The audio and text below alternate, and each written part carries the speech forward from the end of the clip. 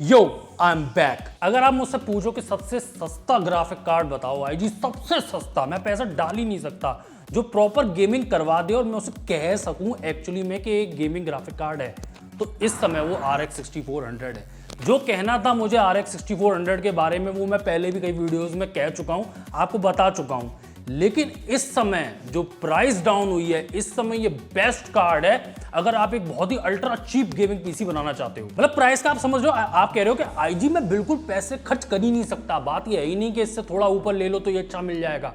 मैं बिल्कुल ये ग्राफिक कार्ड भी खरीद रहा हूं, जैसे तैसे मैं खरीद रहा हूं, मैं ही जानता हूं कैसे खरीद रहा हूं। मुझे बहुत ही सस्ता चाहिए, मैं घिस घिस के अपने आप को ऊपर ला रहा हूं। तो लोएस्ट ऑफ द लोएस्ट में बेस्ट ग्राफिक कार्ड अगर आपको कोई मिल सकता है वो RX 6400 है। आप ये समझो, ग्राफिक कार्ड को हम गेमिंग ग्राफिक कार्ड कहते हैं, वैसे ग्राफिक कार्ड सारे गेमिंग ग्राफिक कार्ड्स होते हैं, लेकिन इसलिए कहते हैं कि उससे ये उम्मीद रखूं मैं कि जो हैवी से हैवी नया से नया गेम भी आ रहा है वो मेरा ग्राफिक कार्ड चलाए, मना ना करे, अटके ना उसमें गेम्स। वो RX 6400 चीज आपको दे सकती है। आप इसे साइबरपंक 2077 में चला के देखो, ये आपका पूरा साथ निभाएगा।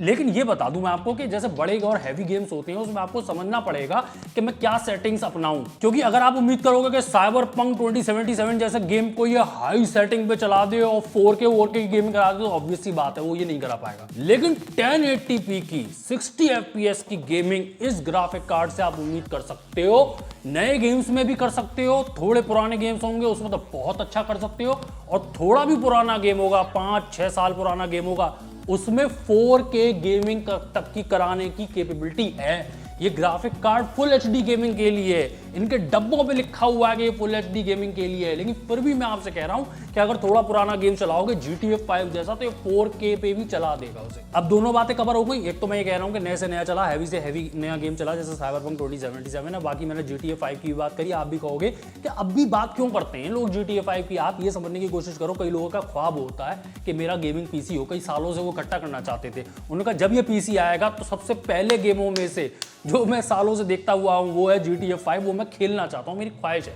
जो उसका स्टोरी मोड है वो GTA 5 का मैं खेलना चाहता हूं। इसलिए बात करते हैं हम GTA 5 जैसे गेमों की। और जो गेम अच्छा है सो अच्छा है। विचर 3, shadow of the टूम raider, red dead redemption को भी काफी टाइम हो गया, रेड डेड रिडेम्पशन 2 को, और मार तमाम गेम्स हैं जो बचे हुए हैं जो बहुत अच्छे हैं। आदमी की ये ख्वाहिश थोड़ी ना होती है कि मैं लेटेस्ट ही खेलूंगा कि अगर 2022 में नहीं आया तो मैं खेल नहीं सकता। आप खेलोगे रेड डेड रिडेम्पशन 2 जैसा गेम, वो सारे गेम्स ये चलाएगा।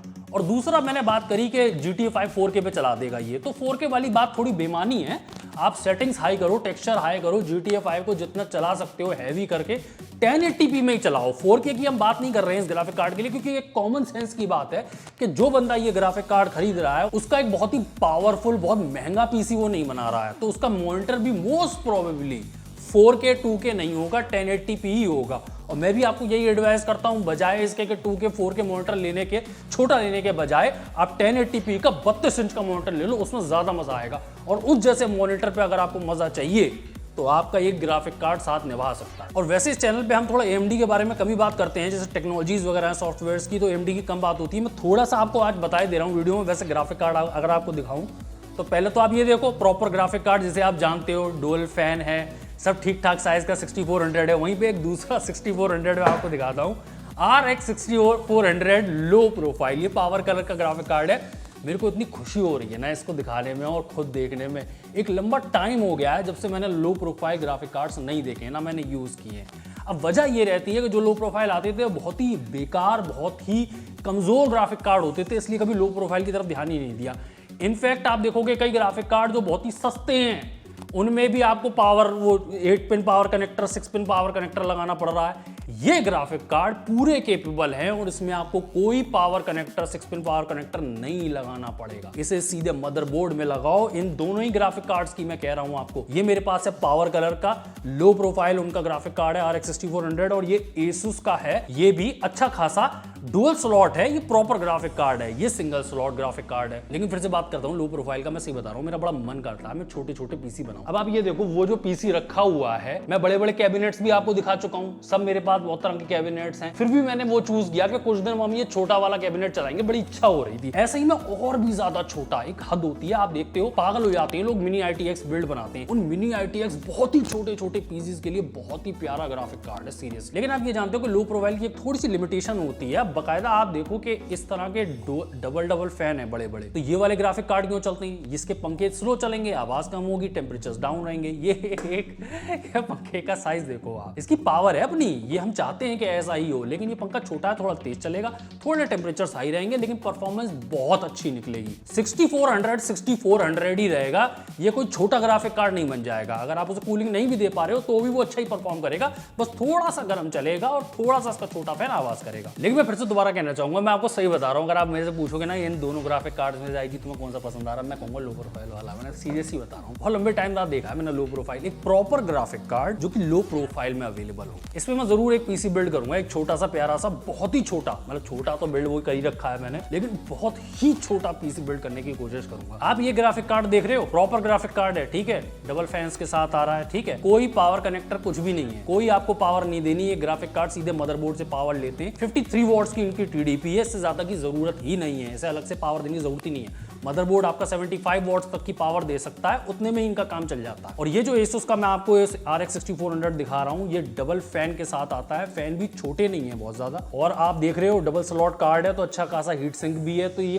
ठंडे चलेंगे, आराम से चलेंगे। लेकिन इन दोनों ही ग्राफिक कार्ड्स में आप देखो, ये मैं आपको बता दूं कि एक HDMI और एक डिस्प्ले पोर्ट अवेलेबल है, ये दोनों ही ग्राफिक कार्ड्स के साथ है, एक HDMI एक डिस्प्ले पोर्ट। और ज्यादातर लोगों को एक ही मॉनिटर चलाना होता है, ज्यादा से ज्यादा खिचखिचा के वो कभी 2 पे चले जाते हैं। और अगर आप इतने बड़े हाई फाई सेटअप वाले हो कि आप 3-3 मॉनिटर्स चलाओगे, तो ऑब्वियस सी बात है कि आपको RX 6400 के ऊपर के ग्राफिक कार्ड्स खरीदने चाहिए, जिसमें आपको 3 या कई बार 4 भी आउटपुट मिल जाते हैं। आपने फिडेलिटी FX सुपर रेजोल्यूशन का नाम सुना है, FSR का, ये बहुत ही बढ़िया टेक्नोलॉजी है, AMD की तरफ से आती है। इसकी अच्छी बात है मैं आपको बताऊं, पहली बात तो ये है क्या, पहले तो FSR 2.0 के बारे में बात कर रहे हैं हम। FSR 1 आया था पिछले साल जून में, AMD ने लॉन्च किया था। ये एक ओपन सोर्स अपस्केलिंग के लिए यूज करने वाली टेक्नोलॉजी है। और अपस्केलिंग तो आप समझ ही गए कि रेंडर ग्राफिक कार्ड करेगा लोअर रेजोल्यूशन पे, लेकिन दिखाएगा आपको आपके मॉनिटर पे बड़े रेजोल्यूशन पे, वो अपस्केल कर देगा। और सबसे अच्छी बात ये कि FSR 2.0 ओपन स्केल है, यानी कि लिमिटेड नहीं हो आप AMD के हार्डवेयर में, आप दूसरे ग्राफिक कार्ड्स पे भी चलाना चाहोगे तो FSR आपको सपोर्ट करेगा। इस समय 110 गेम्स हैं FSR टेक्नोलॉजी को जो सपोर्ट करते हैं। और आप ये समझने की कोशिश करो कि FSR 2.0 के लिए आपको कोई इसके अंदर स्पेशल कोर्स या स्पेशल हार्डवेयर नहीं चाहिए, ये अपने आप ही FSR सॉफ्टवेयर से सपोर्ट करेगा। इसीलिए आप दूसरे ग्राफिक कार्ड्स पे भी चला सकते हो, इसीलिए आप 6400 जैसे भी ग्राफिक कार्ड पे भी इसका सपोर्ट देख सकते हो FSR 2.0 का। अब इस अपस्केलिंग का तो सभी लोग फायदा चाहते हैं कि लोअर रेजोल्यूशन पे रेंडर किया, लेकिन मॉनिटर पे अपस्केल होके वो बड़े रेजोल्यूशन में दिखाई दिया, यानी कि छोटे रेजोल्यूशन पे रेंडर हुआ और 1080p में आपको दिखाई दे रहा है अपस्केल होके। तो फायदा ये होगा ना, एक तो गेम चल पाएगा, पहली बात, हम वही बहुत ताकतवर ग्राफिक कार्ड की बात नहीं कर रहे हैं, पहली बात तो गेम चलेगा। और गेम चलने का और अच्छे एक्सपीरियंस का मतलब ये होता है कि जब आपके ग्राफिक कार्ड और CPU पे ज्यादा जोर नहीं पड़ा, क्योंकि लोअर रेंडर हो रहे थे, लोअर रेजोल्यूशन पे रेंडर हो रहा था, तो अब फ्रेम रेट बढ़ पाएगा, अब लेबिलिटी, गेम का जो बढ़िया एक्सपीरियंस है अब वो मिल पाएगा आपको। 60 FPS जो आपको टच करना था वो कर पाओगे अब आप, और ये आप भारी से भारी गेम्स में भी कर पाओगे, लेकिन गेम FSR सपोर्टेड होना चाहिए। इसमें आपको टेम्पोरल अपस्केलिंग देखने को मिलती है। आप ये समझो कि जो नॉर्मल आपका ग्राफिक कार्ड रेंडर होता है, सब जानते हैं कि वो अच्छी क्वालिटी है, और लोगों का ये होता है कि अपस्केल होगा तो ये फट जाएगा, बुरा हो जाएगा, उतना अच्छा नहीं लगेगा, लेकिन अच्छा लगता है। ये आप कई सालों से देख रहे हो कि AI की मदद से और सॉफ्टवेयर की मदद से ये जो अपस्केलिंग टेक्नोलॉजीज हैं बहुत अच्छी हो गई हैं। आपको हाई क्वालिटी की एंटी एलियासिंग देखने को मिलती है, गेम के फ्रेम में जो भी TA है उसे FSR 2.0 रिप्लेस कर देता है। और ऑब्वियस सी बात है कि FSR 1 के बाद FSR 2 आया है, तो इमेज क्वालिटी और भी ज्यादा अच्छी हुई है। हर क्वालिटी प्रीसेट पे, हर रेजोल्यूशन पे जिस पे आप चाहो, डायनेमिक रेजोल्यूशन स्केलिंग सपोर्टेड है, बहुत कुछ मिलता है। आप ये समझो जब इसे डेडिकेटेड मशीन लर्निंग की कोई जरूरत नहीं है, तो उससे कई फायदे होते हैं। ज्यादा से ज्यादा प्लेटफॉर्म जो है बेनिफिट कर पाएंगे, और कोई गेम ऑप्टिमाइज करना है, कोई हार्डवेयर ऑप्टिमाइज करना है, उसमें आसानी होगी। जो गेम्स हैं आपके उसमें ज्यादा फ्रेम रेट मिल पाएगा, और सिर्फ AMD के ग्राफिक कार्ड्स में नहीं मिलेगा, आपको दूसरे ग्राफिक कार्ड्स में भी अगर आप गेम चलाते हो दूसरे कंपनियों के, उन सब में आपको इसका सपोर्ट देखने को मिलेगा। और सही बता रहा हूं मैं आपको, जो ओपन सोर्स है ना, ये असली ताकत दिखाएगा। कंपनी के अंदर ही सॉफ्टवेयर कैद रह जाता तो कंपनी डेवलप कर सकती है, ओपन सोर्स कर देते हो आप तो डेवलपर और कई और लोग उसका इस्तेमाल कर सकते हैं। और आप एक बढ़िया बात समझो, जो गेम आया है FSR 1 के साथ। जैसे एग्जांपल ले लो आप गॉड ऑफ वॉर का, FSR 1 के साथ आया था, पैच लगाएगा अपने आप, पैच डाउनलोड होगा स्टीम से, अब आपका FSR 2.0 सपोर्टेड है। जो पहले इमेज क्वालिटी अपस्केलिंग थी उससे भी अब बेहतर अपस्केल कर सकते हो आप। तो सिर्फ सॉफ्टवेयर अपडेट आया गेम में और वो FSR 2 वाला गेम बन गया। और एक टेक्नोलॉजी का बहुत इंतजार था कि AMD भी लाके दे जो नॉइज सप्रेशन वाली टेक्नोलॉजी है, क्योंकि ये तो आपको ग्राफिक कार्ड्स मिल गए जो अल्ट्रा चीप अब अवेलेबल हैं, आप खरीद सकते हो, आपके बजट में है, और अच्छी ग्राफिकल कंप्यूटिंग भी मिलती है इन ग्राफिक कार्ड्स पे, तभी अच्छे हैं ना कि पैसे भी कम है और परफॉर्मेंस भी ज्यादा है। जो नॉइज सप्रेशन आपको मिलती है AMD के अंदर, ये